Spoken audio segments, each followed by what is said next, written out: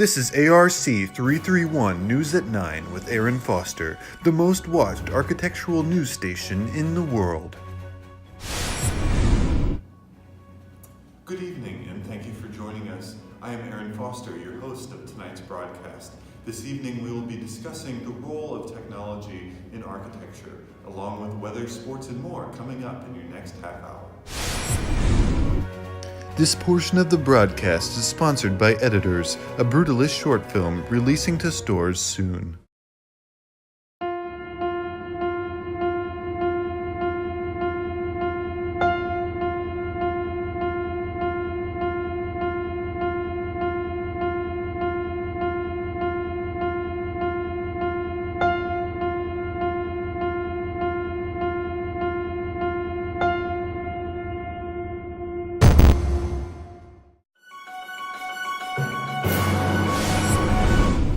Tonight we'll be visiting with experts from all around the world to discuss the role of technology in architecture. I would like to thank our guests for giving us their time and that we will have civil discussion. As we begin our discussion, I will be talking to Will Webb, who will be discussing the arts and crafts movement in England in the mid-19th century. Will, could you tell us about your thoughts on technology during this movement in England? Of course, because of the Industrial Revolution, cities are now disgusting cesspools of disease. The beautiful city that was once towers of cathedrals are now towers of smokestacks. I see. I cannot imagine the impact this has had on your city. Could you tell me why you chose to align with this style of architecture? The industry is destroying our landscape and destroying anything that we are able to do artistically. We can no longer make a living doing art. The purpose of art has been lost, and if we don't make a stand against the industry, the art that draws us together will no longer have meaning in this world. I feel that this industry should be ignored to bring back art to the world, and Morris is the man to do it.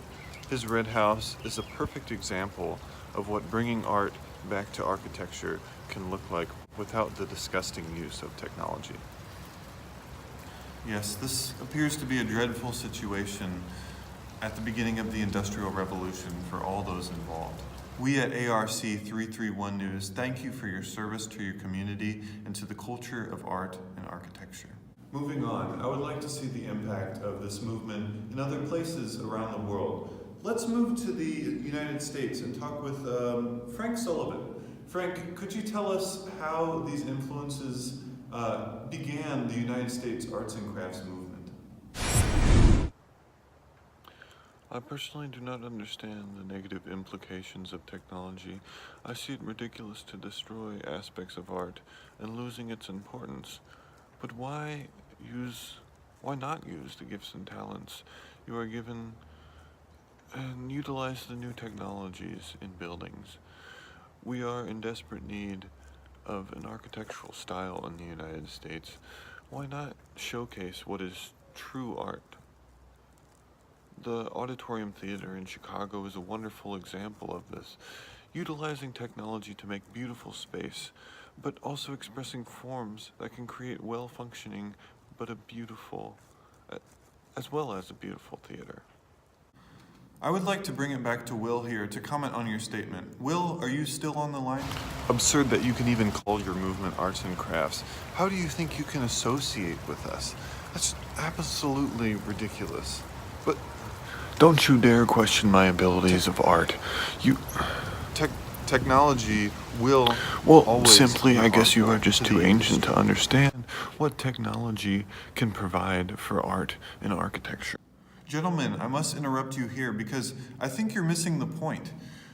It seems that you could agree that even though you are not using technology, it is the way art is formulated that is important. Clearly, technology can be used to express better art forms. I cannot even imagine a situation in which it would succeed. Simply, it destroys any sense of art and architecture. I'm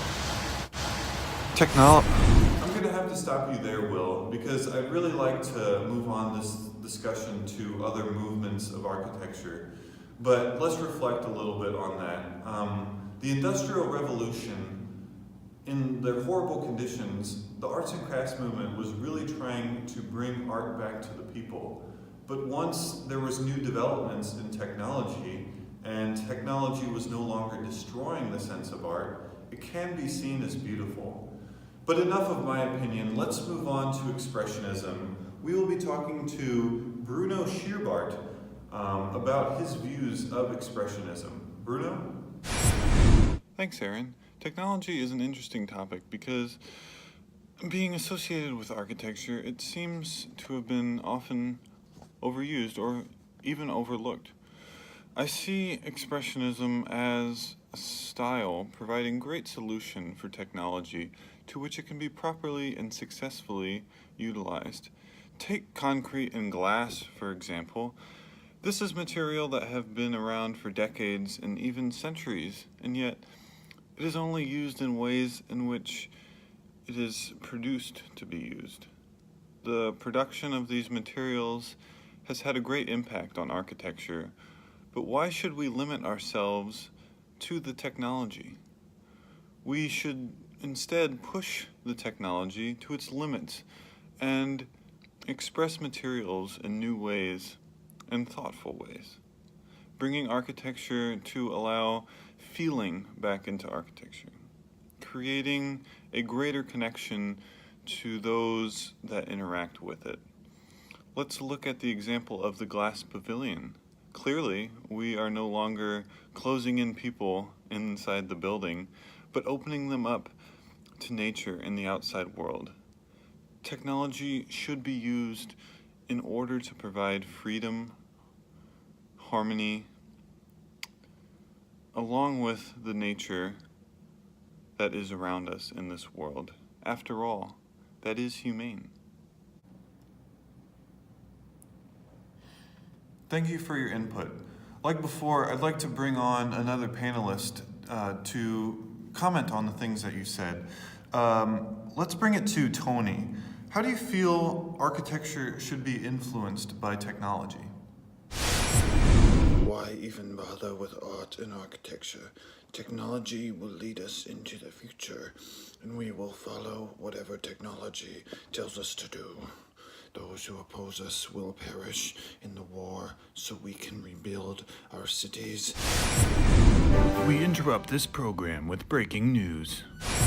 Some followers of Dada have just released a statement, and I will read the prepared statement from their following address. Dada, do, da, dada, dida, do, dada, dada, Report. Back to our special report on technology's role in architecture. We're going to continue our discussion with Expressionism and Futurism. Oh, pardon me. It seems as though we're having some technical difficulties with Tony's feed. What a shame. Let's go back to Bruno then and finish up our conversation here. Yes, of course. Thanks for getting back to me. I would have to say that there is a reason that this theory survived past the wars and inspired many movements of architecture to come. The connection with nature and emotion for the people, with the help of technology, is what made this movement successful. It is profound to see the work that you have done using technology beyond its limits to connect art and craft with architecture, greatly considering the human element. It opens up the mind and brings adequate human connection to architecture. Let's bring in our other panelist and see what his thoughts are on technology. Walter Graham, could you talk to us about how you see the utilization of technology in your time? Technology brings us into the future. The past things are dull and ancient. The real money is being made here during the modern times. You can live a better life and have everything you would ever want. The goal is adaptability.